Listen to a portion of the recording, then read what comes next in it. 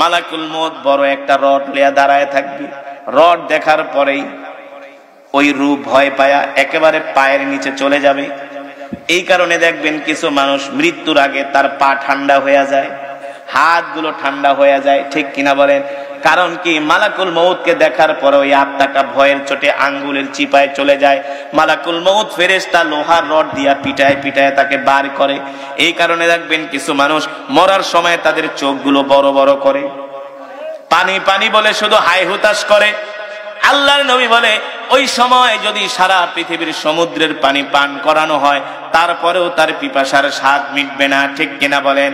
আর যারা ইমানদার, যারা মুত্তাকিন, যারা পরহেজগার, তাদের কলিজা ঠান্ডা হওয়ার সবচেয়ে বড় পানি হলো লা ইলাহা ইল্লাল্লাহ মুহাম্মাদুর রাসূলুল্লাহ সাল্লাল্লাহু।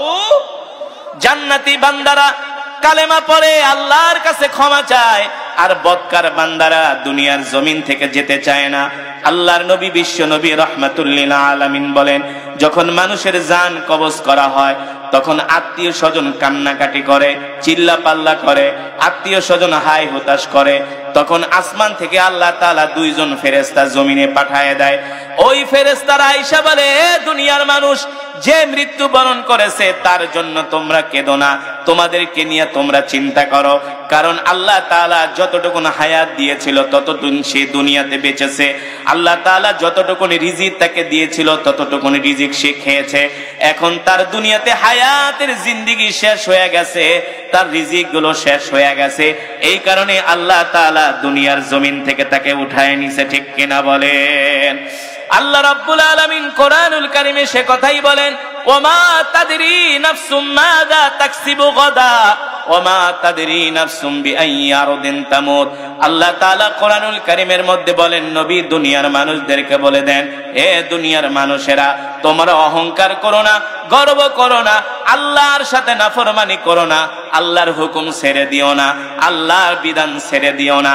আল্লাহ তাআলা বলে, দুনিয়ার মানুষ রে, তোরা কি নিয়ে অহংকার করবি, কি নিয়ে গর্ব করবি? ওমা তাদরি নাফসুম মাযা তাকসিবু গাদা ওমা তাদরি বিআইয়ি আরদিন তামুত। মানুষ জানে না কোন জমিনে তার মৃত্যু হবে। জানে? মানুষ জানে না কোন জমিনে তার মৃত্যু হবে। জানেন কে? আরো জোরে বলেন, জানেন কে? আল্লাহ তাআলা বলে, মানুষ কি নিয়ে গর্ব করস, কি নিয়ে অহংকার করস? তুই তো জানোসই না কোন জমিনে তার মৃত্যু হবে। দেখবেন কিছু মানুষ ঢাকা যাওয়ার জন্য টাঙ্গাইল থেকে ঢাকার উদ্দেশ্যে রওনা হয়, হয় কি হয় না? স্ত্রীকে বইলা দেয়, আমি ঢাকা যাইতেছি, দোয়া করো 3 দিন পরে আসবো।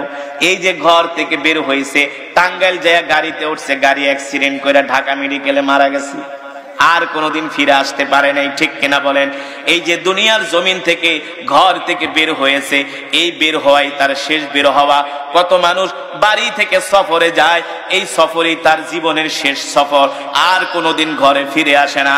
কিন্তু আমরা তো ভাবি আমাদের মৃত্যু হবে আমাদের গ্রামের বাড়িতে, আমাদের মৃত্যু হবে আমার বাপ দাদার ভিটায়, আমার মৃত্যু হবে আমার ঘরে, আমার মৃত্যু হবে আমার আত্মীয় স্বজনের সামনে, আমার মৃত্যু হবে আমার সন্তানের সামনে। আল্লাহ তাআলা বলেন, না না না, ওমা তাদরি নাফসুম মাযা তাকসিবু গাদা ওমা তাদরি বিআইয়ি আরদিন তামুত। আল্লাহ রাব্বুল আলামিন বলেন, মানুষ জানে না কোন জমিনে তার মৃত্যু হবে, একমাত্র আল্লাহই ভালো জানেন, ঠিক কিনা বলেন?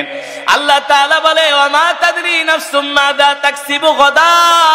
আরে মানুষ, আল্লাহ তাআলা বলে, এ দুনিয়ার মানুষ, আমি আল্লাহ তোদেরকে মাটি দিয়া বানাইছি, কি নিয়ে তোরা গর্ব করস, কি নিয়ে অহংকার করস? আমার আল্লাহর সাথে গর্ব করিস না, অহংকার করিস না। আগামীকাল তুই কি খাবি সেই কথাই তো বলতে পারস না। পারে কে? ওমা তাদরি নাফসুম মাযা তাকসিবু গাদা। আল্লাহ তাআলা বলে, মানুষ জানে না আগামীকাল সে কি খাবে।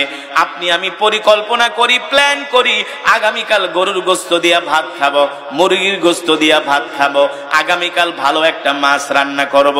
আল্লাহ তাআলা বলে, এমনও হতে পারে আগামীকাল তোমাকে হসপিটালের বেডে রুটি আর কলা খেতে হতে পারে, ঠিক কিনা বলে? আল্লাহ তাআলা সেই কথাই কুরআনুল কারীমের মধ্যে বলছেন, ইযা জাআ আজালুহুম লা ইস্তাখিরুনা সাআতাও ওয়া লা ইস্তাকদিমুন। কিতাবের মধ্যে আসছে পয়গম্বর সুলাইমান আলাইহিস সালামের একজন উম্মত ছিল, মালাকুল মউত। মালাকুল মউত তার জান কবজ করার জন্য আসছে। মালাকুল মউতকে দেখা সে ভয় পায়া গেছে। মালাকুল মউত তার জান কবজ করার জন্য আসছে। মালাকুল মউতকে দেখা সে ভয় পায়া গেছে। দৌড় দিয়া পয়গম্বর সুলাইমান আলাইহিস সালামের কাছে গেছে, যা বলে, পয়গম্বর গো, ওই যে মালাকুল মউত দেখেন আমার দিকে চোখ বড় বড় করে তাকায় আছে, আমার জান কবজ করবে। আপনি তো পয়গম্বর, আপনার কথা তো জিনেরা শোনে। একটা কাজ করেন, আপনি আমাকে 7 সমুদ্রের ওই পারে জিন দিয়ে আমাকে পৌঁছায়া দেন, যাতে মালাকুল মউত আমাকে ধরতে না পারে। পয়গম্বর সুলাইমান আলাইহিস সালামের কথা তো জিনেরা মানত। কি করত? জিনেরা মানত পয়গম্বর সুলাইমান আলাইহিস সালামের কথা। বলে, আমি যদি তোমাকে জিন দিয়া 7 সমুদ্রের ওই পারে পাঠায় দেই, তুমি কি খুশি হবা? হ্যাঁ, দেখেন এই যে মালাকুল মউত কত বড় চোখ বড় বড় করে আমার দিকে তাকায় আছে, আমি ভয় পাইতেছি।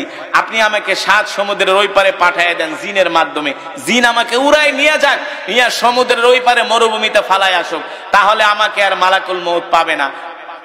পয়গম্বর সুলাইমান আলাইহিস সালাম মুস্কি হাসি দিয়া কয়, ঠিক আছে, তুমি যেহেতু মৃত্যুর ভয়ে 7 সমুদ্রের ওই পারে যেতে চাচ্ছ, যাও, আমি তোমাকে জিনের মাধ্যমেই 7 সমুদ্রের ওই পারে তোমাকে আমি পাঠায় দেওয়ার ব্যবস্থা করছি। পয়গম্বর একটা জিনকে ডাক দিছে, এদিকে আসো জিন, আমার এই উম্মতকে তুমি তোমার ডানার মধ্যে কইরা 7 সমুদ্রের ওই পারে মরুভূমির মধ্যে নিয়ে ফালায় দিয়ে আসবা। আমার উম্মত ওই মালাকুল মউতকে দেখে ভয় পাইতেছে। মালাকুল মউত কোন সময় না জানি তার জান কবজ করে ফালায়, এই কারণে সে ভয় পাইতেছে। সে মনে করছে যে মালাকুল মউত 7 সমুদ্রের ওই পারে যেতে পারবে না।